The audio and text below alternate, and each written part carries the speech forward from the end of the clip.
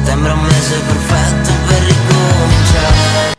Ricominciare a tornare alla quotidianità, alle agende fitte di impegni, alle scadenze rimandate e al sole che esce di scena sempre un po' prima del giorno precedente. Settembre però significa anche mettere in pausa le hit estive, i tormentoni e i ritornelli canticchiati fino allo sfinimento sotto l'ombrellone, per dare nuovamente spazio a pezzi più introspettivi e malinconici, forse meno orecchiabili, ma comunque più capaci di colpire nel profondo, lì dove nonostante tutto il cuore fa ancora un po' male. È il segno di un'estate che vorrei potesse non finire mai. E invece, proprio come ogni cosa, anche la bella stagione finisce, gli ombrelloni si chiudono, le spiagge si svuotano e i ritornelli estivi passano di moda.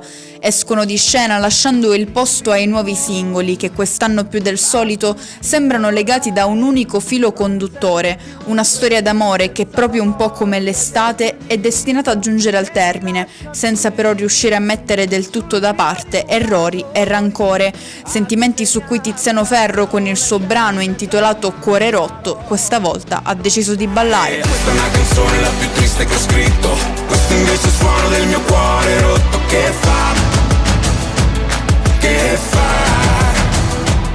Se il cantante di Sere Nere ha messo in musica la sua attuale incapacità di ricomporre i pezzi di un cuore infranto, non è molto distante il significato del nuovo singolo di Salmo, che col titolo Flashback approfondisce l'impossibilità di distaccarsi dal passato e la conseguente tendenza a restare impigliati nei ricordi.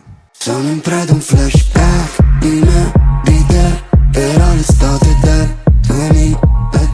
Parte integrante della playlist autunnale anche il nuovo pezzo di Achille Lauro dal titolo Senza una stupida storia, un inno all'amore autentico e sincero, privo di convenzioni e legami costruiti o superficiali, un invito a lottare per ciò che si vuole ma anche a saper rinunciare quando il prezzo da pagare diventa l'annientamento dell'altro, se non addirittura di se stessi. Non mi importa di stare qua ad aspettare sotto al tuo balcone gridando ti amo, che bella una fine senza te, senza limiti liberi. E proprio in un limbo che separa le storie vive da quelle giunte ai titoli di coda si colloca l'ultima uscita di Tommaso Paradiso. Il brano dal titolo Lasciamene un po' esprime l'importanza, nel momento in cui un amore finisce o cambia forma, di non ripudiare ogni cosa, ma di saper conservare quel poco che serve per ricordarsi che in fondo ne è valsa la pena. Lasciamene un po' in questo fottutissimo cuore.